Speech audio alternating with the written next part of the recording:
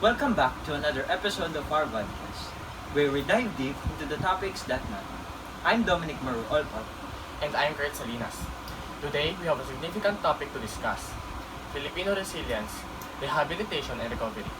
In light of recent flood-related disasters, we want to shed light on the aftermath and the process of recovery.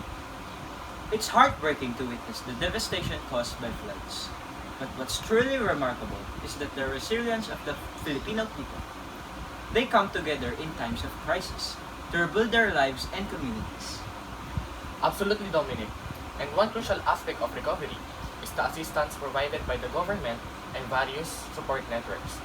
Let's talk about the programs available for flood-affected individuals and communities.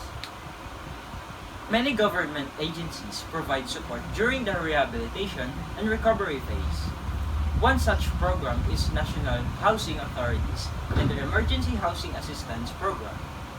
This program helps displaced families by providing temporary shelter and facilitating the reconstruction damaged houses. Additionally, the Department of Social Welfare and Development offers financial assistance and relief goods to affected families. They also collaborate with local government units to set up evacuation centers and provide medical assistance.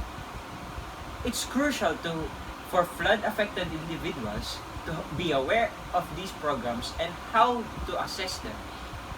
This can make a significant difference in their recovery journey. That's right, Dominic. Now let's move on to inspiring stories of resilience and community initiatives that have successfully recovered from the flood-related disasters. We have an incredible story to share with you today. In Barangay Marolas, a community that was devastated by a flood came together and formed a volunteer group called Flood Guard. That's right, Dominic. Flood Guard focuses on long-term rehabilitation and sustainable solutions. They work with architects and engineers to rebuild houses on higher ground and implement flood mitigation measures. It's amazing how communities took matters into their own hands and created a proactive approach to minimize the impact of future floods. Absolutely inspiring, Dominic. And there are similar community initiatives all across the country. From urban gardening projects to disaster preparedness workshops, these initiatives demonstrate the strength and resilience of Filipino spirit. That's true, Kurt. We must commend these individuals and communities for their unwavering determination to rebuild their lives and create a safer environment for everyone. As we wrap up today's episode, let's remember that resilience is the core of Filipino identity. In times of adversity, we unite and support each other, ensuring that no one gets left behind.